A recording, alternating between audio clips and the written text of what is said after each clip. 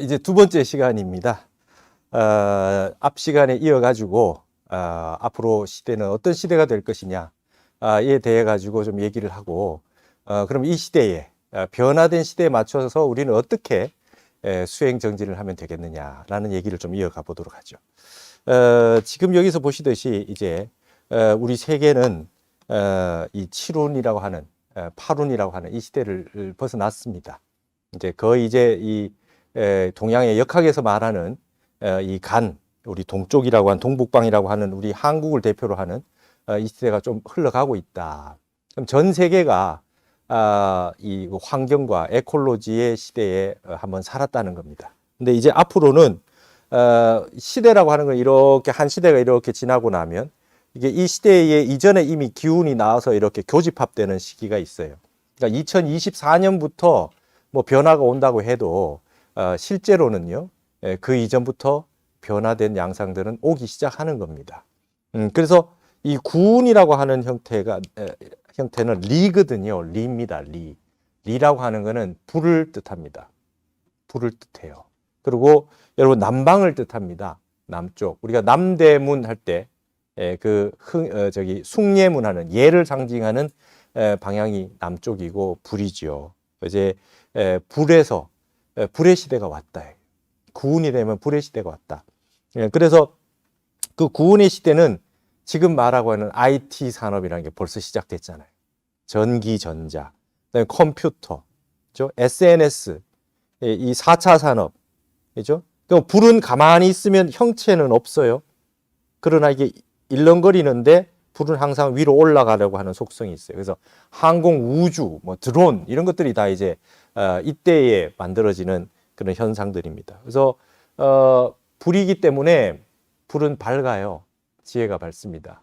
그래서 인공지능이라든지 그 다음에 여러분 지금 코로나 시대여서 그렇지만 이것이 아니어도 이미 세상 그리로 흘러가고 있었습니다. 그걸 메타버스라 그래요.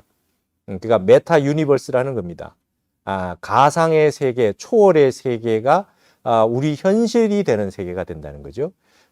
지금 우리가 이렇게 대면을 하지 않고도 같이 공부를 할 수 있는 것처럼 이제는 어떻게 되냐면 이 영상 속으로 나의 아바타가 들어가는 거죠. 나를 상징하는 하나의 아바타가 들어가서 요즘 대학 졸업식 그렇게 한다잖아요.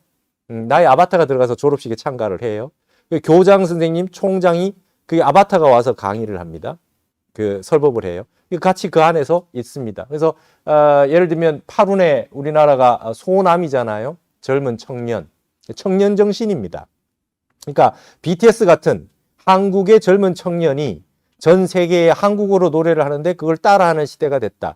이게 말하자면 간방의 운이 왔기 때문인 거죠.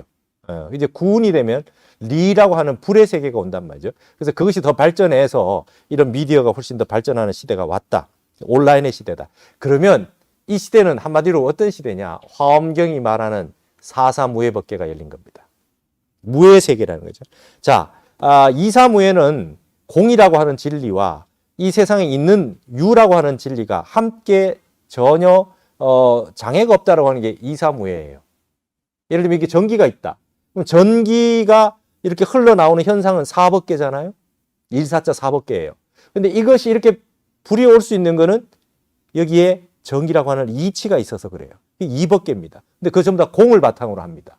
이법계라고 하는 건 공을 바탕으로 하고 사법계라고 하는 거는 있음의 세계의 유를 바탕으로 합니다.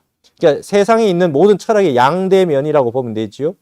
존재가 있으면은 거기에 맞춰서 존재자가 있고 현상이 있으면 그게 본질이 있고 말이죠. 노음이나 피남이나 뭐 이렇게 이 모든 양변을 가지고 있는 이것들이 다 여기에 해당하는 겁니다. 그게 장애가 없어요. 이 전기라고 하는 전기가 돌아가는 이치와 전기가 벌어져서 불이 켜지는 현상이 서로 장애를 이루지 않는다는 겁니다. 근데 사사무예는 어렵습니다. 이 불길과 이 불빛이 서로가 장애가 이루어지지 않는다는 겁니다. 그래서 이거는 쉬운 거죠. 이건 이해하기 쉽습니다. 예전에는 처음에 TV가 나왔을 때 TV 속에 있는 사람이 TV 속에 들어간 줄 알아요. 그래서 제가 우리 예전에 할머니가 그러셨다는 거죠. 저 최불암은 맨날 라면만 먹는다. 밥 좀 줘라 그러시다. 그 사람들이 그걸 이해를 못 하신 겁니다. 근데 이제 그게 4.3 5의 법계로 전 세계에 벌어지는 일을 스마트폰 하나로 볼 수 있는 시대가 됐어요. 그러니까 영국의 프리미어 리그에서 손흥민 선수가 축구를 하고 있는데 그 선수가 거기서 컴퓨터 안으로 들어왔다. 그래서 이 세계에 같이 들어와 있다. 이게 4.3 5의 법계입니다. 이 화엄에서 말하는 세계죠. 근데 이러한 시대를 살고 있는데 우리가 그럼 어떻게 해야 될 거냐? 예를 들어서 부처님께서 지금 성불 하셔서 설법을 하러 오신다 그러면 어디 가 계시겠느냐? 제가 BTN에서 강의를 시작했는데 거기에 성욱근 스님께서 그런 말씀을 저한테 하시더라고요. 예를 들어서 부처님이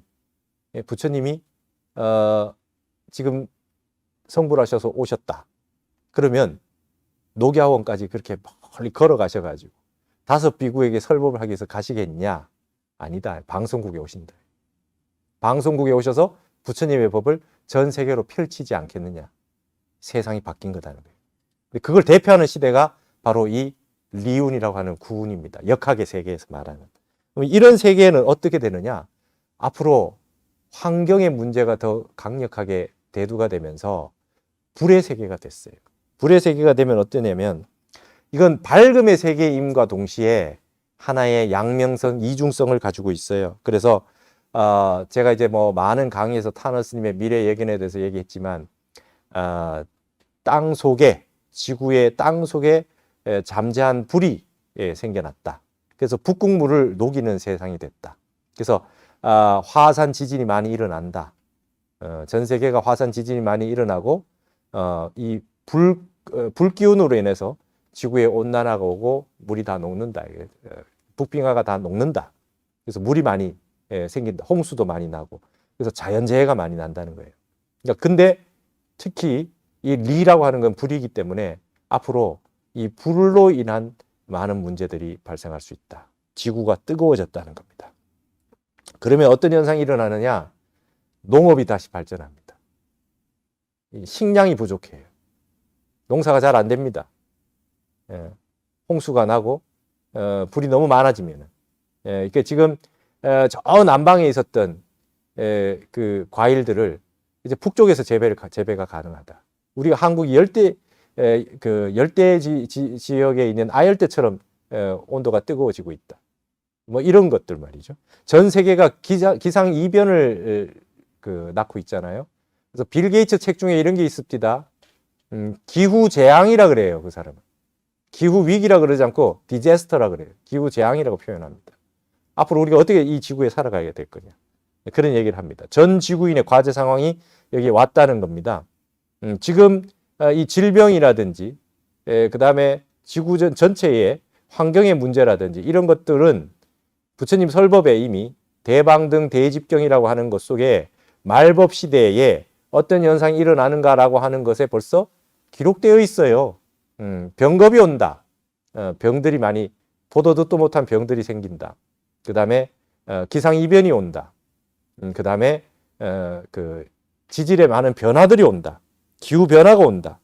그래서 이런 부분들에서 앞으로의 시대는 종교가 맡은 역할이 점점 커진다는 겁니다.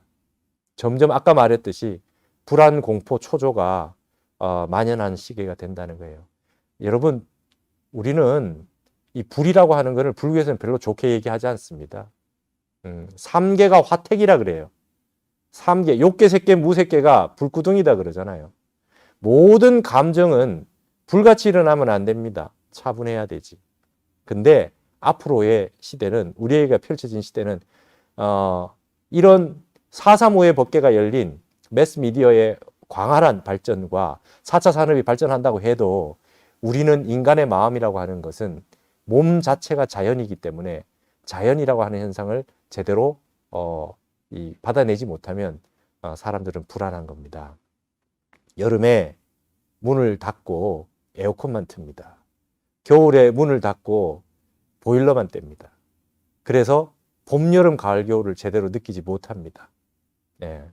제때가 아닌 과일을 먹는데도 이 과일이 언제가 제철인지 모른단 말이죠. 요즘 젊은 어린아이들은. 그러듯이 우리가 지금 봄인지 여름인지 가을인지 겨울인지 모르고 살고 있듯이 그런 이렇게 무감각해집니다. 콘크리트 속에. 이렇게 살고 있잖아요. 여러분 한번 생각해 보십시오. 아파트에서 10몇 층, 20몇 층 아파트에서 지하 주차장으로 가서 차를 타고 쭉 이동을 하다가 터널로 지나서 그 다음에 회사를 출근을 합니다. 회사 지하 주차장에 차를 넣고 수십 층 되는 거기에서 일을 하다가 다시 내려와서 퇴근해서 들어갑니다. 땅을 이 발로 걷는 게 부족하고 태양의 빛을 받는 것이 부족하고 이 곡식이 익어가고 세상이 그 봄에 꽃이 피고 가을에 단풍이 들고 이런 걸 못 느끼고 살고 있잖아요. 그래서 사람이 둔해진 겁니다. 예. 여러분 지진이 날 때요, 모든 동물들은 이미 도망을 다 갔어요. 다 알고 도망갑니다. 개미들이 이동하는 걸 보고 천문을 보지 않습니까? 제비가 어떻게 나는가를 보고 비 온다 저 장독대 닫아라가 옛날에 선비들이 됐다는 거죠. 근데 지금 그런 거에 대한 관심이 없어요. 외부와 서로 반응을 하고 교용을 하고 자연과 더불어 살지 못하고 있다. 과연 우리가 잘 살고 있는 거냐? 저는 여러분 한번 질문을 해봅시다. 앞으로 100년, 200년 뒤에 우리의 자손들이 이 땅에 똑같이 살고 있다고 할 때, 지금 저는 여기 흥천사에 와 있어요. 흥천사 참 좋네요. 정릉에 대한 어떤 그 왕실의 원찰입니다. 이건 아주 좋은 땅에 그때부터 조선 초기부터 여기에 있어 왔던 땅입니다. 앞으로 500년, 1000년 뒤에도 여기에 흥천사가 있을 수가 있겠죠. 근데 우리나라에 있는 수많은 산들이 말이죠. 불과 100년 사이에 터널이 뚫히고 전부 다 사라지는, 암벽들이 없어지고 폭탄으로 다이너마이트를 터뜨려서 산에 구멍을 내고 그렇게 해서 다 우리가 활용하고 살았다. 근데 100년 뒤에 우리 자손들이, 우리 조상들이 잘한 일이라고 하겠습니까? 과연 잘한다고 했겠습니까? 걱정스럽지 않을 수 없어요. 당군 이래의 저산은 저산인데 저걸 다 깎아 없앤 게 불과 100년의 일이다. 그 과보를 받는다. 그것이 바로 기후 재앙이라는 겁니다. 이런 형태에서 우리가 이 흔들리는 마음 속에서 어떻게 마음을 잘 다스려 가지고 마음을 공부를 할 수 있을 것이냐. 이게 우리의 과제 상황입니다. 옛날보다 공부, 명상, 참선, 말은 많이 하지만 제대로 하는 사람이 잘 없다. 하기 어렵다. 공부하기 어렵다. 자, 이런 세계에 한번 보세요. 구운이라고 하는 걸 잘 보시면 제가 그렇게 써놨죠. 이때에 그러면 과거에 어떤 일이 있었냐? 연산군의 시대였어요. 임금이 화가 나 있어. 그 다음에 철종의 시대입니다.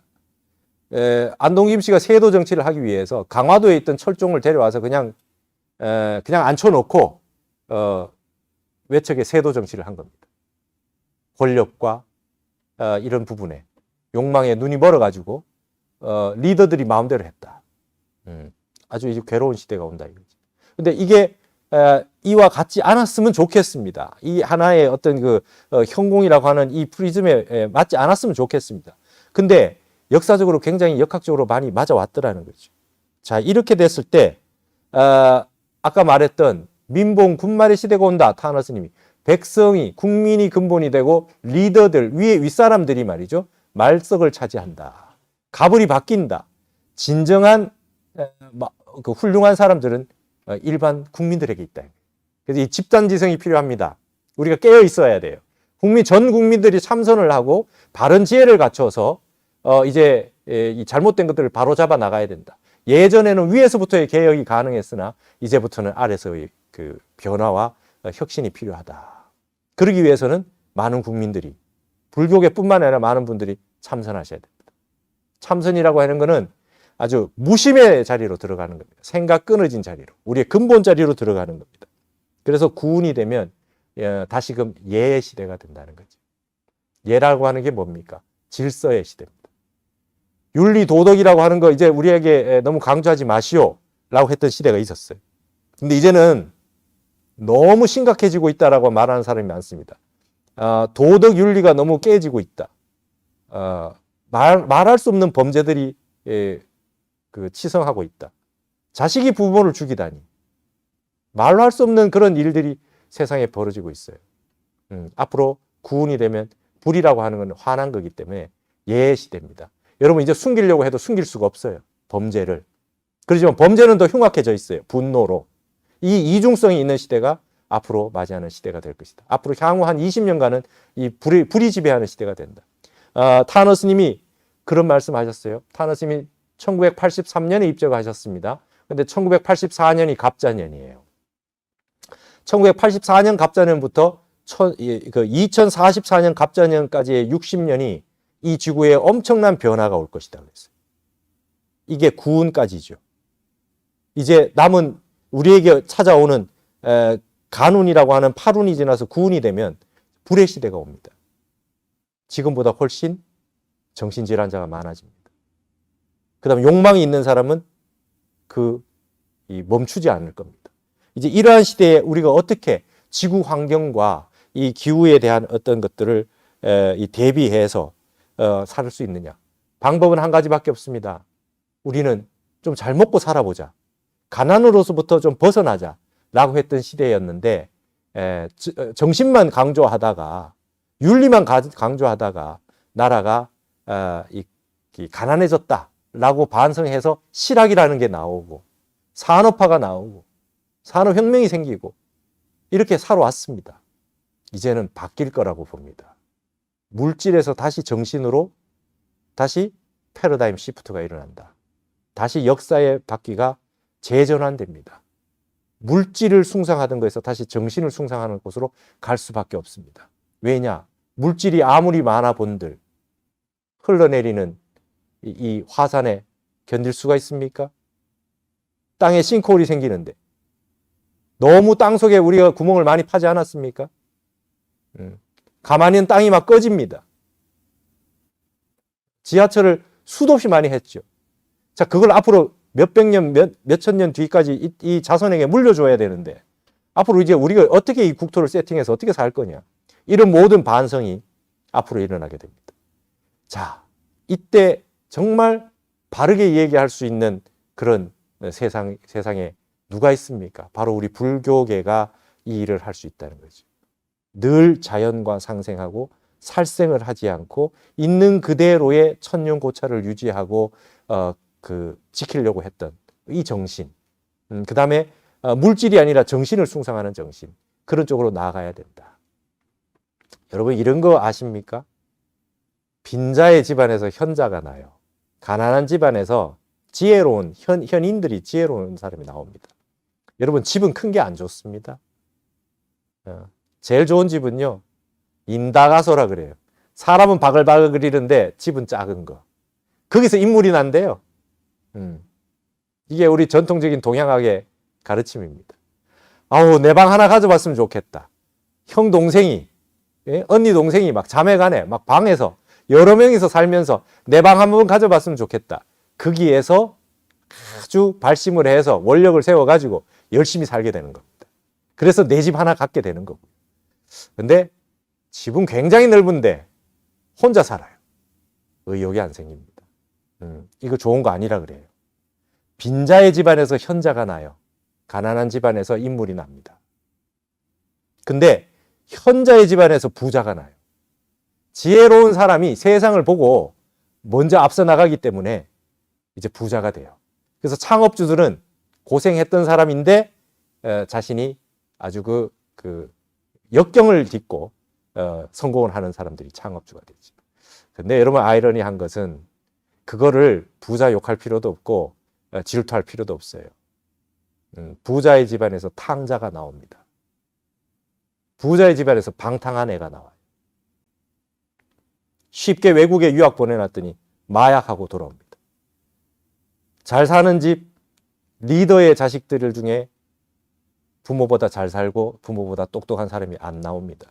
원래 부자로 태어난 사람들. 그게 세상의 이치입니다.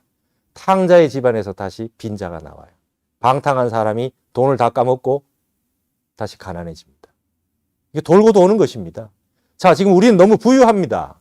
아직까지 돈 하고 있지만 사실은 옛날에 비해서는 잘 먹고 잘 삽니다. 단군일에 제일 잘 먹고 잘 살 겁니다.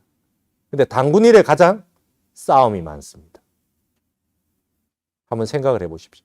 부처님이요 금강경에 열애묘루 후 500세라 그랬어요. 부처님 열반에 드시고 난 다음에 500년짜리가 맞죠? 500년짜리가 5번이 있다. 첫째 500년에 해탈내고다. 첫 번째 500년 동안에 해탈하는 사람이 많다. 부처님의 법을 듣고 보고 했는 사람이 많고 부처님과 거리가 멀지 않아서 빨리 해탈한 사람이 많다. 두 번째 500년에 선정내고다. 해탈은 못해도 선정이 잘 드신다. 세 번째 500년에 다문내고다. 선정에는 못 들어도 부처님 말씀을 잘 외워서 경전을 다 외우고 있다. 그 다음 네 번째는 공부는 잘 못해도 탑사내고다. 불사는 기가 막히게 하신다. 원력을 세워서 8만대장경 보십시오. 글자 한자 새기는데 3배씩 하고 새겼다. 글자 한자도 틀린 적이 없어요. 지금 우리 불사 그렇게 잘할 수 있습니까? 그렇게 노력해야죠. 네, 노력해야 됩니다. 그게 이제 부처님 인묘로 1000년을 정법시대라고 하고 그 다음 1000년을 상법시대라고 그래요. 그 다음 1000년을 말법시대라고 합니다. 다섯 번째 500년이 오면 투쟁내고의 시대라고 그래요. 싸우게 된다. 지금 싸우고 있습니다. 온 세상이 싸우고 있어요. 나는 옳고 너는 그런 싸움을 끊임없이 하고 있습니다. 지금 아까 여기 보십시오. 우리나라도 보십시오. 이게 그냥 역학적으로도 다 드러나지 않습니까?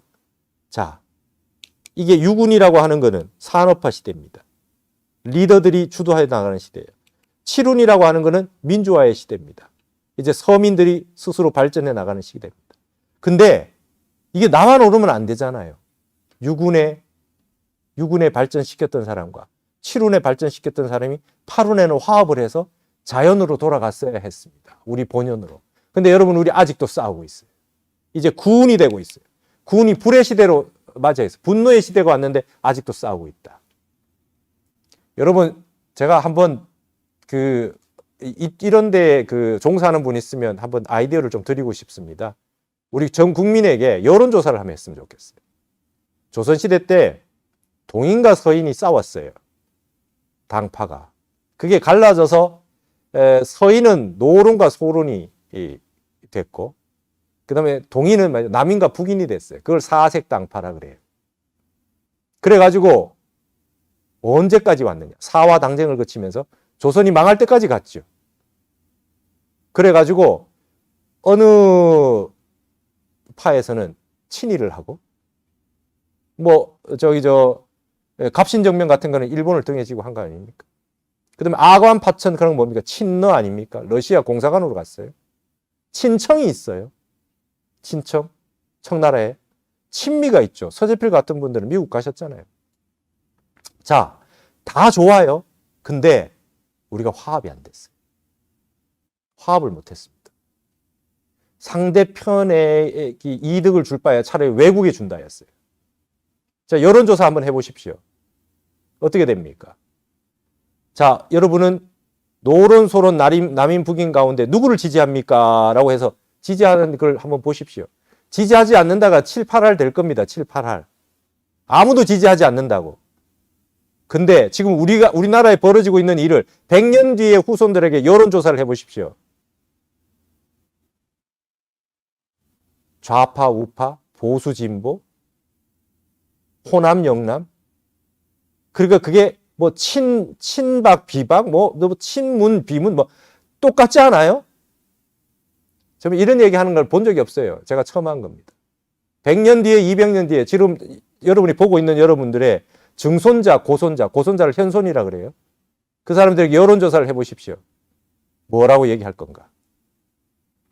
빨리 회통과 화쟁의 정신으로 돌아가야 됩니다.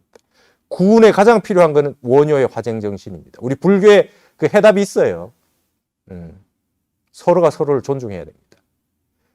영조, 정조 때 탕평책 썼어요. 모든 내각을 한 파트가 맡아서 하지 못하게 다 분배해서 했어요. 정치 실험을 다 했습니다. 그리고 국가를 이끌어 나가는데 모든 사람들의 의견을 열어놓고 들었습니다. 그리고 화합과 조화와 평등이라고 하는 그런 원칙에 입각해서 살려고 노력을 했습니다. 근데 우리나라가 가장 활성화가 되는 6, 7, 8운에 이걸 아직까지 협력을 하지 않고 있다. 우리 국민들은 어떻게 해야 됩니까? 올바른 정견을 가지고 보셔야 됩니다. 예. 조선시대 때는 다 잘못됐다고 하던 일을 지금은 다 어디 하나를 지지하고 계실 겁니다. 100년 뒤의 자손들에게 욕먹을 일을 우리는 서슴없이 하고 있다. 빨리 근본 자리로 돌아가야 된다. 이 시대는 구운이라고 하는 시대는 마음 수행이 절대적으로 필요한 시대가 됐어요. 여러분, 미국이란 나라가 왜 훌륭합니까? 우리 종정 스님, 진재 큰 스님께서 미국에 가보시고 와서 미국의 그 뉴욕에서 말이죠, 법문을 하시고, 그 다음에 그 오바마가 그 새해 첫날에 조찬 기도회 하는 전 세계의 그 대사들을 다 모셔놓고, 유명한 사람 다 모셔놓고, 그게 전 세계의 훌륭한 분을 모시고 와가지고 설법을 듣는, 연설을 듣는 시간에 우리 종정 스님이 갔다 오셨잖아요. 그 설법하고 오셨지 않습니까? 근데 그이들이 큰 스님이 갔다 오셔서, 종정 스님이 갔다 오셔서 하신 말씀이 있어요. 미국이 왜 훌륭한 줄 알았다. 자기네들이 해온 것보다 나은 게 있으면 빨리 수용을 하더라. 이게 참선 좋은 줄 알고 얼마나 발전을 시켜놨는지 아주 대단하더라는 거예요. 너도 나도 할 거 없이. 크리스찬이면 어떠냐는 거예요.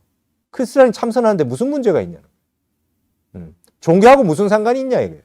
마음은 똑같은 마음을 가지고 있는데. 그래서 미국이 훌륭하다는 걸 알았다. 미국 무시 못하겠더라. 우리 그 비유가 있잖아요. 나무를 해가지고 치개를 쥐고 가다가 석 달 열흘을 걸어왔어요. 근데 황금을 발견했어요. 그러면 나무를 내려놓고 황금을 가지고 갈 거냐? 석 달 동안 가지고 왔으니 나무를 계속 쥐고 갈 거냐? 좋은 게 있고 훌륭한 게 있으면 바꾼다 이겁니다. 서구 유럽이 불교를 받아들여서 얼마나 메디테이션 명상으로 발전을 시켜놨습니까? 이제 역수입이 되고 있다 이거예요. 역수입이. 우리는 왜 이 좋은 거를, 이 어마어마한 불교의 역량들을 우리는 활용을 못하고 있느냐. 구운에는 종교가 필요합니다. 여러분, 이제 그게 보이지 않습니까? 사무엘 헌팅턴이 문명의 충동을 해서 이런 말을 했어요. 21세기는 이슬람과 기독교 문명의 전쟁이 벌어지는 시대다. 어떻게 할 거냐? 21세기가 문명의 충돌의 시대라고 그랬어요. 그거를 조화와 균형과 화합을 하게 해줄 수 있는 건 불교밖에 없다는 거예요. 전 세계가 불교에 주목하고 불교를 이 종교의 화해에 앞장서서 모셔가는 이유가 바로 거기에 있는 겁니다. 앞으로의 시대는 투쟁내고의 시대에 어떻게 화합과 화쟁을 하느냐가 관건이 되는 시대다는 겁니다. 참선하지 않으면 조화를 이룰 수 없어요. 왜냐? 우리가 늘 배우는 아상에서 벗어날 수가 없어요. 악연이라고 하는 이 근본 번뇌, 내가 옳다라고 하는 이 생각에서 벗어날 수가 없습니다. 내 마음이 근본 자리엔 공안 자리로 돌아가지 않으면 그거는 불가능한 시대가 된다는 것입니다. 더 강조되는 시대가 된다. 그러면 종교계는 어떻게 될까요? 종교계는 돈의 노예가 된 종교는 사라진다. 타나 스님 말씀이 초종파 시대가 온다. 물질 문명에 그거를 뛰어넘는 멋진 정신과 이 도의적인 인재를 양성하고 아주 올바른 무심을 기를 수 있는 이런 수행을 가르치지 않는 종교는 소멸된다. 힘들어질 겁니다. 싸움하는 거, 그 다음에 물질 맞는 주의에 완전히 이 노예가 되어 있는 그런 형태가 돼서는 종교는 이제 발전할 수 없다. 이제 새롭게 피어나는 그런 이 종파들은 이제 정신을 강조하고 수행을 강조할 거다. 수행의 종교들이 앞으로 이제 시대가 된다는 것입니다. 그래서 서양에서는요, 아마존에 검색해 보세요. 부디즘보다 말이죠, 참선이, 메디테이션이 더 인기가 있어요. 선이 불교보다 낫다는 겁니다. 그들은 불교의 핵심을 이미 선으로 보고 있어요. 수행하는 것이 불교지, 그 외에는 불교의 부처님의 붓다의 핵심은 아닌 것 같다. 서양에서 나온 얘기입니다. 그래서 검색을 해보면 부디즘 별로 없어요. 훨씬 선이 많습니다. 선과 관련된 것들. 불교 그러면 그냥 선이에요. 그리고 당연히 부처님 말씀은 당연히 선을 하기 위해서 보는 겁니다. 수행을 하기 위해서 부처님 말씀을 보신 겁니다. 왜냐? 이 세상의 유사이래로 수행을 가장 잘한 분이시니까.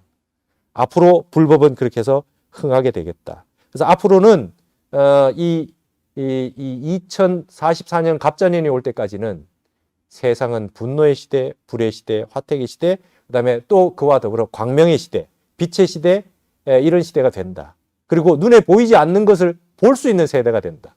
환한 불의 시대니까 못 보던 걸 볼 수 있는 시대가 옵니다. 지혜는 더 발전합니다. 그러나 사람들은 예전에 비해서 정신적인 질환이 많고 마음은 불안하다. 마음속에 불이 계속 울렁거리면 힘들지 않겠습니까? 자, 이런 상황 속에서 이제 우리는 바른 수행에 대해서 좀 얘기를 해볼 필요가 있겠습니다. 우리는 어떻게 수행을 해야 되겠느냐? 어떻게 수행을 해야 되겠느냐? 저는 제가 출가를 할 때 제 출가 얘기를 좀 해드리면 저는 20대에 우리 선친께서 돌아가셨어요. 아버지가 돌아가셨어요. 저는 5살 때 천자문을 배워서 우리 아버지에게 동양학을 공부를 했습니다. 명심보갑, 소학, 뭐 논어. 그다음에 중학교 때 향교 다니면서 논어 시경 보고요. 고등학교 때 이미 그 우리 선친이 쓰신 동양 그 책들을 교정을 보고 막 그랬어요. 그래서 이기론 뭐 이런 거 유학의 이런 것들도 다 알았습니다. 그리고 앞으로 나는 동양학을 한번 해보겠다. 그래서 10년을 20대 10년을 이 동양학 공부를 했어요. 근데 29에 아버지가 돌아가셨어요. 근데 49제를 지내고 뭐 이렇게 하는데 여러분 이게 이 허한 마음을 어찌 할 수가 없습니다. 그래서 49제 다니다가 이제 절에 다니기 시작하면서 기도를 했죠. 절도 하고. 그때 만난 게 참선입니다, 저는. 절 108배도 하고, 하루 1000배씩도 하고, 그 다음에 100일씩 기도도 하고, 관음 기도 100일, 그 다음에 아미타 기도 100일, 미륵 기도 100일, 신중 기도 100일, 지장 기도 100일, 막 그런 식으로 계속 이렇게 해왔었습니다. 그러다가 출가를 했는데요. 근데 이제 저는 마지막에는 진짜 제가 마지막에 출가할 때의 그 장면이 하나 있는 게 통도사 극락암을 갔어요. 머리를 깎은 처사로 극락암에 갔는데 삼소굴, 경봉스님이 계셨던 그 삼소굴 앞에 조금 빈 공간이 있습니다. 그 결제 기간이었는데요. 지금 보니까 결제 기간이었어요. 방선 시간에 스님들이 이렇게 나와 계신데 한 스님이 빈 공간에 이렇게 천천히 왔다 갔다 하시면서 뭔가 생각을 하고 계신 것 같아요. 내가 보니까 화두 드시고 계시더라고요. 예. 내가 그때 참선을 이목고 화두를 공부를 하고 있었거든요. 그 스님이 삼소굴 앞에서 쫙 다니시면서 여름에 화두를 들고 다 다니시는 모습을 보고 저거다. 저걸 해야 되겠다. 내가 인간답게 사는 모습은 저거다. 이제 진짜 한번 사내 대장부가 돼가지고 저걸 한번 해봐야 되겠다. 진짜 그 장면이 영원히 잊혀지지 않아요. 그래서 출가를 해서 왔는데 동국대를 우리 연사 스님이 동국대를 가서 너는 한문을 좀 많이 보고 왔으니까 부처님 경전 싹 다 한번 봐라. 요즘 강원도 별로 공부 많이 안 하니까 네 보고 싶은 대로 한번 다 봐라. 그래서 억지로 동국대를 밀어 넣으셨어. 내가 동국대 가서 오만 걸 다 공부를 하고 있었습니다. 그러다가 윗바사나하고 가나선의 문제를 비교를 해서 수행에 대해서 이제 비교하는 리포트를 쓰게 됐어요. 그래서 윗바사나가 도대체 뭔지 자세하게 보게 됐습니다. 그때도 논쟁이 붙어 있었어요. 2000년대 초반에 가나선과 윗바사나를 어떻게 해야 될 거냐, 남방수행과 북방수행을 어떻게 우리가 조화롭게 할 거냐, 아니면 무엇이 옳으냐, 막 이런 얘기를 했어요. 가나선을 말씀하신 분은 이것보다 더 나은 게 없다고, 윗바사나를 말씀하시는 분들은 부처님의 근본 수행은 이것이다, 이렇게 얘기를 하는데, 저는 제 스스로 판단을 해서 무엇을 수행을 해봐야 될지 저도 공부를 해봤지 않겠습니까? 근데 이제 윗바사나에 그런 게 나오잖아요. 화가 날 때, 아, 내가 화가 나는구나 라고 알아차리면 일단 화가 줄어든다는 거죠. 이게 알아차림의 힘입니다. 화가 날 때는 내 근본에 무심이라고 하는 걸 버리고 화만 내고 있잖아요. 그래서 관법이라고 하는 핵심은 이 일어나는 마음을 쫓아가지 않고 근본의 마음으로 그 일어나는 마음을 알아차리는 게 핵심 아닙니까? 내가 화를 내고 있구나 라고 알아차리는 겁니다. 그래서 정해 쌍수 했을 때 그걸 해의 작업입니다. 지혜라고 하는 거. 지관겸수라고 했을 때는 그건 관입니다. 지라고 하는 그치를 짓자는 사맞다고요. 사맞다고 윗바사나가 있으면 윗바사나는 그거잖아요. 근데 저는 여러분, 그걸 겪어봤잖아요. 아버지가 20대 돌아가신 그 경험을 해봤지 않습니까? 저는 저 개인적인, 그러니까 제가 이 말씀 드리는 이유는 뭐냐면, 자기에 맞는 수행을 찾아야 된다는 거예요. 사람마다 다 달라요. 무엇을 해야 될지 해보셔야 된다. 내가 좋아하는 음식을 수십 년 먹어봤기 때문에 내 좋아하는 음식을 찾은 거 아닙니까? 그리고 여러분들 결혼해서 사시는 분들은 많은 사람 만나보면서 내 느낌에 맞는 사람을 찾아서 결혼해서 살고 있는 거 아닙니까? 내가 전공을 선택할 때도 내가 뭐를 좀 공부를 해보고 이제 선택한 거 아닙니까? 내 인생의 적성을 파악을 해서 어느 직업을 가지고 뭘 해야 살아야 될지 해봐야 알지 않겠습니까? 수행도 마찬가지입니다. 뭐가 좋다니까 해봐라 그래서 했다. 그 가지고 안 되는 거죠. 해봐야 됩니다.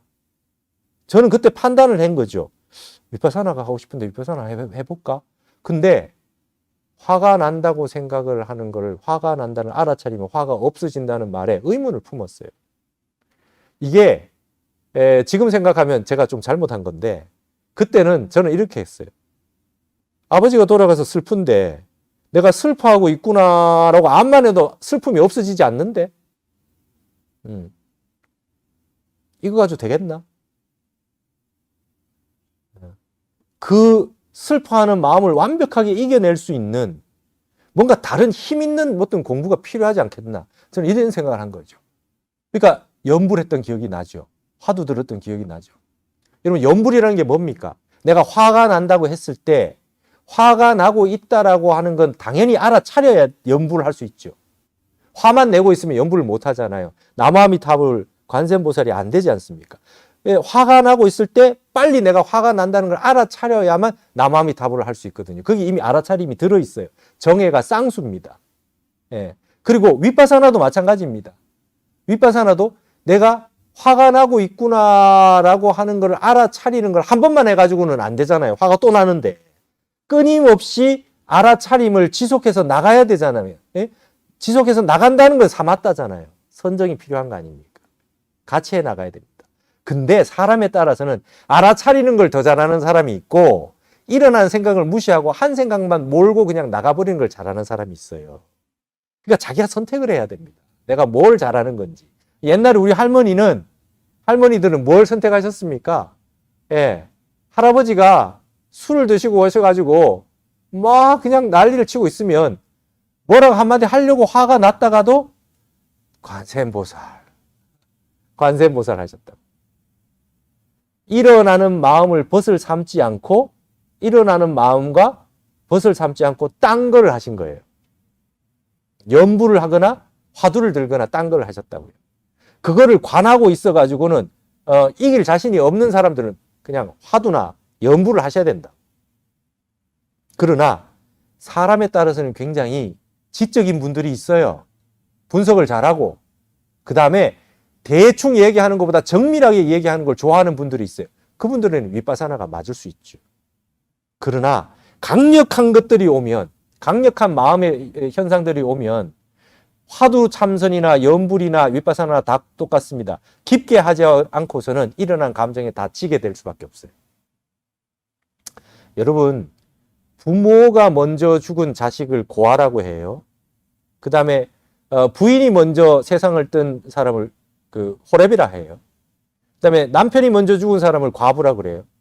명칭이 다 있는데요. 자식을 먼저 떠나보낸 부모는 명칭이 없답니다.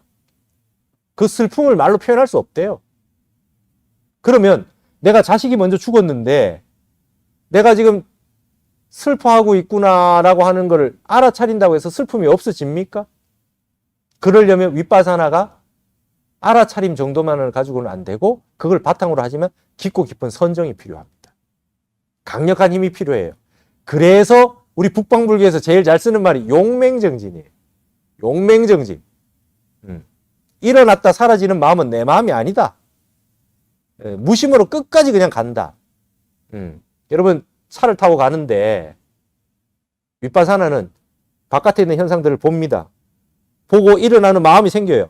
그러면 그것이 실체가 있는 게 아니다. 무화로 볼 줄 아는 거예요. 공으로 볼 줄 아는 겁니다. 그럼 끄달리지 않겠죠. 바깥에 어떤 걸 보더라도 끄달리지 않아요. 관을 해가면서 가니까.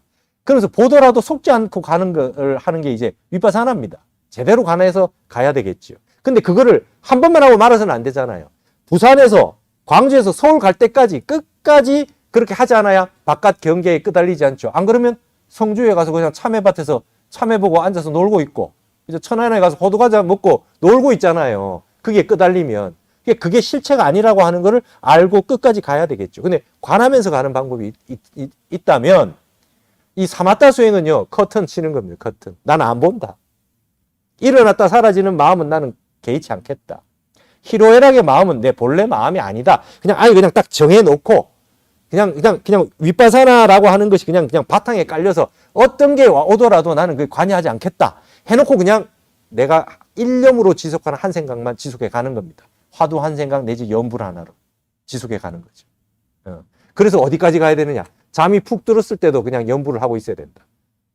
숙면에도 숙면이 이래야 돼. 화두가 그냥 몽중이려 꿈을 꾸고 있든지 잠을 자고 있든지도 화두가 일념이 지속이 돼야 된다. 그러고 있을 때, 그런 수행을 했을 때 비로소 화난 게 생겨났을 때 화가 나고 난 다음에 화나고 있는 나를 보는 것이 아니라 화를 아예 내지 않는 나를 만드는 겁니다. 화가 일어나도 매일 늘 연불 수행을, 화두 수행을 하고 있으니까. 그다음에 윗바사나도 마찬가지입니다. 하고 있으니까 이 마음하고 내 마음을 같이 결부시켜 가지고 감정이 흔들리지 않게 되는 거지요. 이런 수행이 우리 불교에 있다는 거지요. 여러분, 마음을 어떻게 그냥 단박에 해결이 됩니까? 화를 안 내야 된다는 걸 모르는 사람이 있습니까? 근데 그게 안 됩니다. 그게 잘 안 돼요. 마음 어렵습니다. 어제는 됐는데 오늘 안 됩니다. 그래서 제가 강조하는 게 연공입니다. 매일 해야 됩니다. 이거는 하루 1박 2일 용맹정진을 하고 왔다가 되는 게 아닙니다. 매일 해야 됩니다. 매일. 그래서 제가 말씀드렸던 해짬자 해암 큰 스님은 공부하다 죽으랍니다. 죽을 때까지 하는 거예요. 견성해도 성불해도 몸이 있는 한 끝까지 해야 된다. 부처님도 마지막까지 수행하셨잖아요. 공부하다 죽어라. 근데 제가 공부하다 죽어라 그러는데 어떻게 해야 되는가를 방법론적으로 좀 연구를 하게 된 거예요. 공부하다 죽어야 되는데 저도 출가를 해서 행자를 하고 3일을 하고 뭐 학교도 다니고 선방도 다니고 이렇게 하다 보니까 뭐 박사 논문도 쓰고 했는데 공부하다 죽으라고 했는데 이거를 늘 참선이 하고 싶은데 어떻게 해야 될까 연구를 하다가 매일 하루도 빠지지 않고 일정 시간은 하자. 그러니까 한 타임만 하자. 최소 한 타임만. 50분이라도 하자였어요. 그래서 제가 박사 논문을 쓰고 있는 그런 과정에도 하루도 참선을 빠지지 않고 했습니다. 머리 깎던 이유가 참선하기 위해서 출가를 했으니까. 그래서 저는 수자라고 생각해요. 내 방이 선방이고 내가 지금 글을 쓰고 책을 쓰고 뭐 연구를 하고 있어도 이것도 결제다고 생각을 하고요. 이런 마음으로 살면 되지 않겠느냐. 그러면 이 방식을 많은 분들에게 얘기를 해주게 된다면은 이거는 승속을 막론하고 모든 분들이 수행을 할 수 있겠다. 대신에 하루 10시간씩 수행을 못하는 분들은 할 수 있는 만큼이라도 기본으로 하자. 가장 기본을 하자. 그래서 제가 타너 스님을 연구를 해보니까 타너 스님은 새벽에 일어나시면 무조건 참선을 하시고 시작했대요. 인시에. 여러분 자시, 축시, 인시가 있어요. 자시는 11시에서 1시까지인데 말이죠. 하늘 문이 열린답니다. 축시는 1시에서 3시까지죠. 땅의 문이 열린대요. 그 다음에 인시는 3시부터 5시까지는 말이죠. 모든 생명체가 열린대요. 천지인에서. 생명체가 열리는 시간이 인시랍니다. 그리고 이 인실은 보통 우리가 역학에서 인오술이라 그래요. 인오술 삼합이라 그래요. 여러분 무슨 삼재가 어떻다 이런 게 지금 이런 얘기입니다. 인오술이라고 하는 건 태양의 기운은 인시에 생긴다는 거예요. 그래서 술시에 없어집니다. 새벽에 인시에 3시에서 5시 사이에 태양의 기운이 생겨나고 모든 생명체의 활동이 시작된대요. 그래서 3시에 일어나서 도량석을 치고 절에서는 수행을 시작하는 겁니다. 예. 타너 스님은 항상 인시에 일어나면 생명체가 일어나서 활동을 하기 시작하는, 그래서 여러분 새벽닭이 우는 겁니다. 그 시간. 일어나라, 인시다. 지금 자면 안 돼. 일어나라. 그 시간에 일어나서 제일 먼저 해야 될 게 뭐냐? 타너 스님은 무조건 참선을 하셨다. 하루 열 몇 시간씩 화엄경을 번역하고 그렇게 강의를 하시고 하셔도 일어나자마자 참선부터 하셨다. 마음이 끊어진 근본 자리, 생각이 끊어진 우리 공의 자리, 진공의 자리, 부처님의 우리 법신의 자리, 우리가 누구나 성불했다라고 하는 바로 그 본래 면목 자리, 그 길을 한번 점을 찍고 와야 된다. 점을 찍고 와야 된다. 인시에 참선하셨다. 그래가지고 제가 이제 생각을 했죠. 자, 그러면 내가 절집안에서 많은 일을 할 수도 있다. 주지스님을 할 수도 있고 소임을 볼 수도 있고 많은 일을 할 수도 있다. 그러나 죽을 때까지 참선을 하자. 매일 참선을 하자. 그걸 제가 원력으로 세우고 했습니다. 그걸 하다가 이제 처음에 2010년에 대중들에게 영공이라고 하는 걸 한번 해보셔라 이렇게 권유하게 됐던 거죠. 근데 지금 말씀드렸듯이 우리가 앞 시간부터 지금까지 얘기해 온 게 그거 아닙니까? 지금은 말법 시대라서 수행하기가 어려운 거예요. 수행하기가 쉽지 않아요. 여러분 옛날에는 볼 게 별로 없었어요.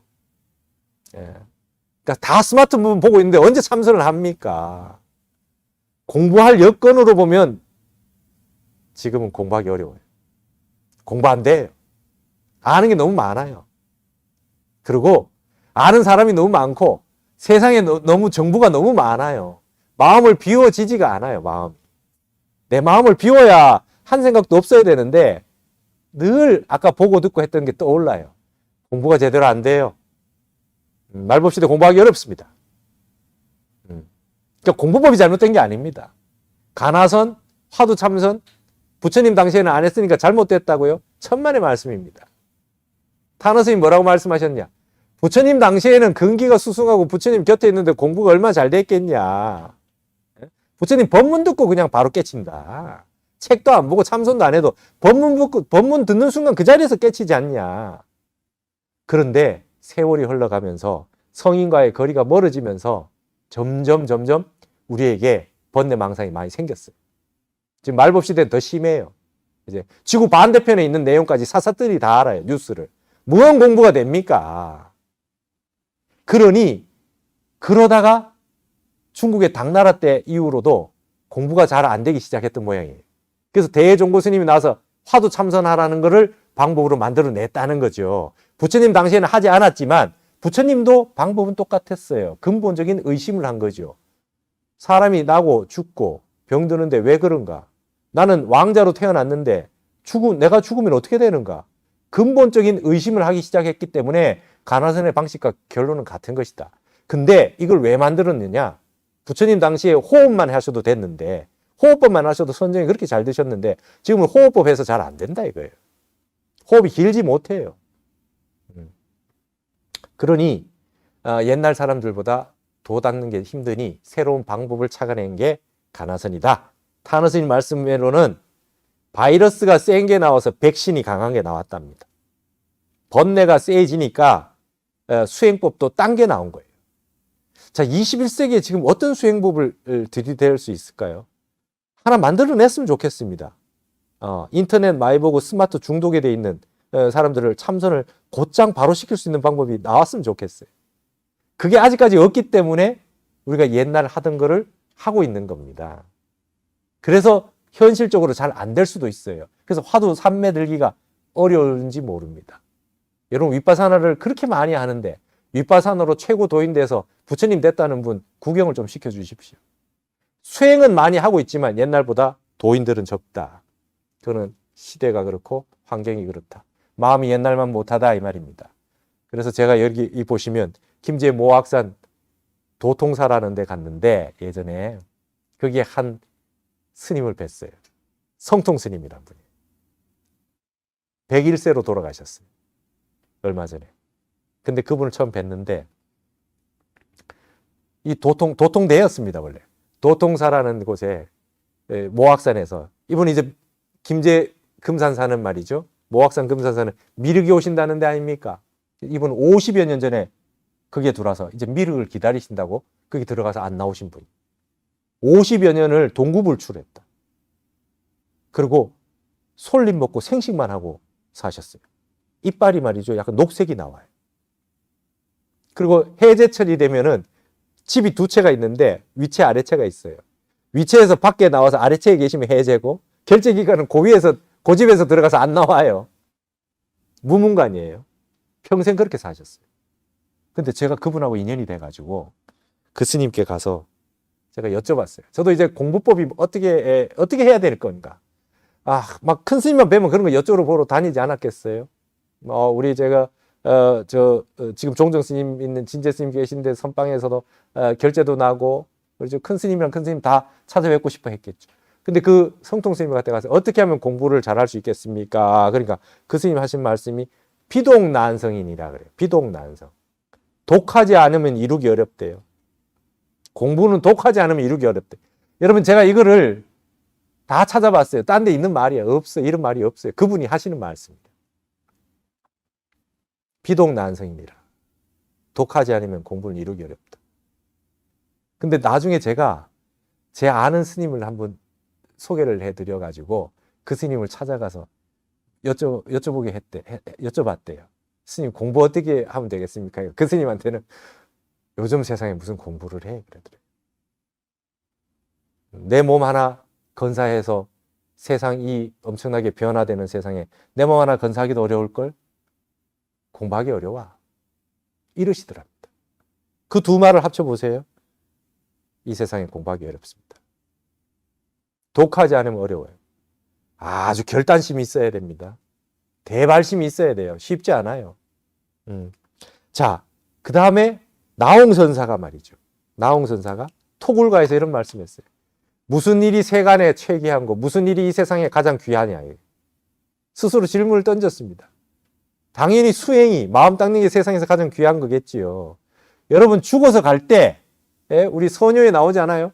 나벌 30일에 염나국에 무엇을 가져갈 거냐. 나벌 30일이라고 하는 거는 나팔일이 12월 8일이라면 나팔일은 음력 12월 30일이에요.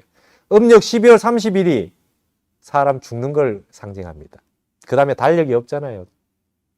나벌 30일에 염나국에 뭘 가지고 갈래? 죽는 날 뭘 가지고 갈랍니까? 네. 부동산 토지 문서를 가져갈래요? 네. 돈을 가지고 갈 수 있어요? 100원짜리 하나 가지고 갈 수 있습니까? 업만 가져가요. 그리고 이 한 물건을 가져갑니다. 뭔가 이 생각하고 보고 듣고 하는 이 한 물건, 일물을 가져가죠.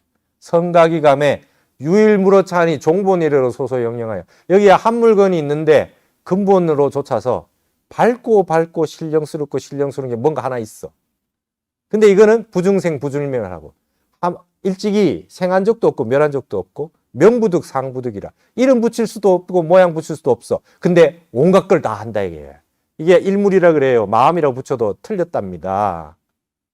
한 물건을 가져가요. 염나국에 갈 때. 근데 그 한 물건을 어떤 한 물건을 가져갈 겁니까? 어떤 마음으로 갈 겁니까? 어떤 마음으로? 예. 자식에 대한 집착을 가지고 바깥에 있는 뭔가에 이 연이 남아가지고 걱정하는 마음을 가지고 갈 겁니까? 예? 내가 저거 뭐 하던 일이 있는데 저 일을 다 못하고 간다고 그걸 생각을 하고 갈 겁니까? 마지막 가는 순간에 무엇을 가지고 갈 거예요? 그날 무엇을 가지고 가느냐? 세간에서 무엇이 가장 귀하냐? 한 물건을 잘 가지고 가야죠. 가지고 간다고도 할 수 없는 그 한 물건. 있다고도 말할 수 없는 한 물건. 여러분, 동양의 한의학에 참 재미난 게 있어요. 나 예전에 별거 다 공부해봤어요. 불교 빼고 다 했어요. 출가하기 전에. 동양 한의학에 말이죠. 황제내경에 보면요. 오장육부라고 안 그러고 육장육부라고 돼 있어요. 장기가 말이죠. 육장육부래요. 오장육부가 아니라. 그 여섯 번째 하나가 뭐냐면 심포라는 게 있대요. 마음 심자. 네? 그 포장지 할 때 포자. 쌀 포자. 심포라는 게 있대요. 그걸 심보라 그래요. 지금. 심장이라고 하는 게 있어요. 심장이라는 게. 오장육부에 심장이 있지요. 여러분 한자로 마음 심자는요.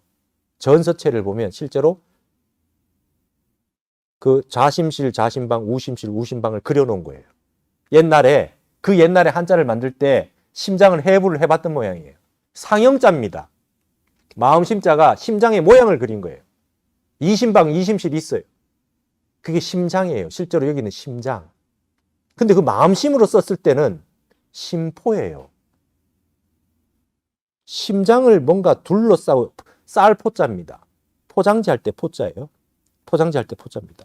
근데 심장을 싸고 있는데 눈에 보이지 않는데요. 근데 기덩어리로 돼 있대.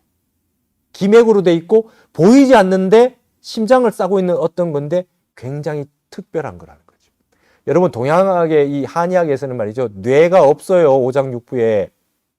뇌는 장기에 들어가지도 않아. 근데 제가 봤을 때는 이 심포가 그 작용을 하는 것 같아요. 그래서 어떤 사람은 이걸 단전 같은 거다. 백회, 상단전, 목, 중단전 이렇게 있듯이 기맥을 연결하는 단전에 있는 모든 라인은 심포와 연결돼 있다. 마음 쓰는 거와 연결돼 있다는 거죠. 마음이 안 맞으면 말이죠. 마음이 좋지 않으면 스트레스를 받으면 소화가 안 되잖아요. 위가 안 좋아집니다. 간이 나빠집니다. 심장이 나빠집니다. 마음의 충격을 받으면 굉장히 충격적인 일을 겪으면 심장이 나빠지고 나빠지잖아요. 심포라고 하는 걸 둔 겁니다. 말하자면 영의 발견이에요. 숫자로 보면. 아무것도 없는 숫자예요. 근데 없는 숫자를 0이라고 말한 거지요. 공의 발견입니다. 없는 걸 없다라고 말한 거예요. 그 없는 것이 작동을 잘 못하면 있는 것들이 상한다는 겁니다. 건강이 상한다. 옛날에 문학평론가 중에 김현이라는 유명한 교수님이 계셨어요. 그분이 무슨 말을 했냐면 문학은 써먹을 데가 없다. 문학은 쓸 데가 없대요. 근데 그 써먹을 데 없는 걸 써먹는다요. 무의 세계는 무의 공능이 있다는 거예요. 비어있는 것. 이 손이 비어있기 때문에 아무거나 다 질 수가 있어요. 이거 잡고 있으면 이게 공능이 없어요. 손 한쪽은 바보 됐잖아요. 얘를 비워뒀기 때문에 얘가 뭘 할 수 있어요. 심포가 있기 때문에 장기를 건강하게 만들 수 있어요. 이게 동양의 한의학이었어요.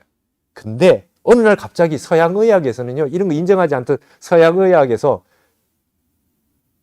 정신과가 있고 신경정신과가 있고 뭐 이렇게 얘기를 하더니 노이로제 스트레스 얘기를 하더니 이제 위가 아파서 갔는데 내시경을 해서 안 나오면 신경성이래. 신경성. 신경성이래요. 신경 많이 써서 위산이 많이 나와서 안 좋은 거랍니다. 전 세계가 이제 인정할 수밖에 없는 세계에 왔어요. 그게 공의 발견입니다. 보이지 않는 것. 보이지 않는 걸 인정하는 겁니다. 그게 마음이라고 하는 것이죠. 예, 여러분, 보이지 않는다고 없다 그러면은 정조부는 없는 거게 타너 스님 말씀이에요. 보이지 않는 것이 없는 게 아니라는 겁니다. 그 세계가 마음의 세계입니다. 이 마음 보이지 않지만 아무 써먹을 데도 없고 돈도 안 되고 아무것도 안 되는 게 참선이지. 참선해가지고 뭐 되는 게 있어요?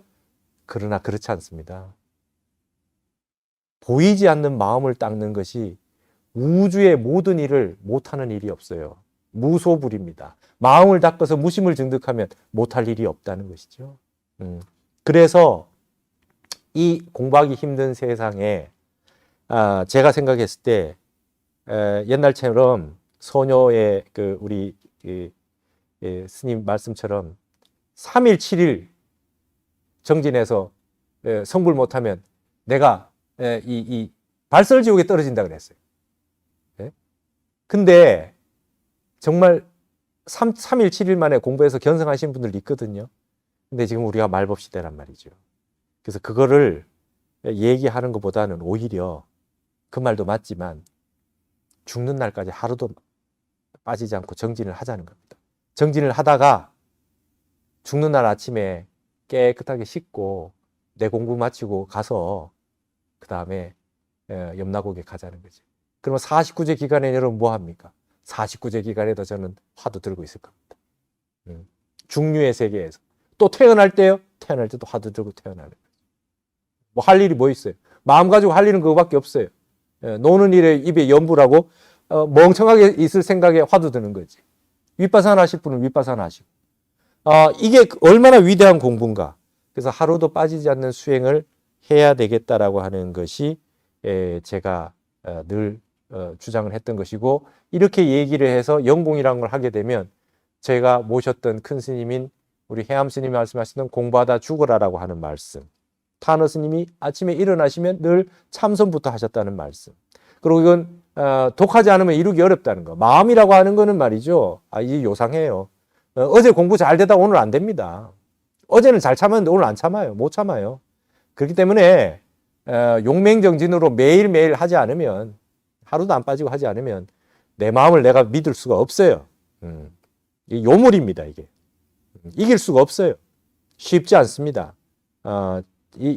내 마음을 이기는 것이 가장 큰 승리예요. 그걸 극기라 그래요. 유교에서 극기복례라는 겁니다. 내 마음을 이기는 겁니다. 그게 가장 어려운 것이다. 그래서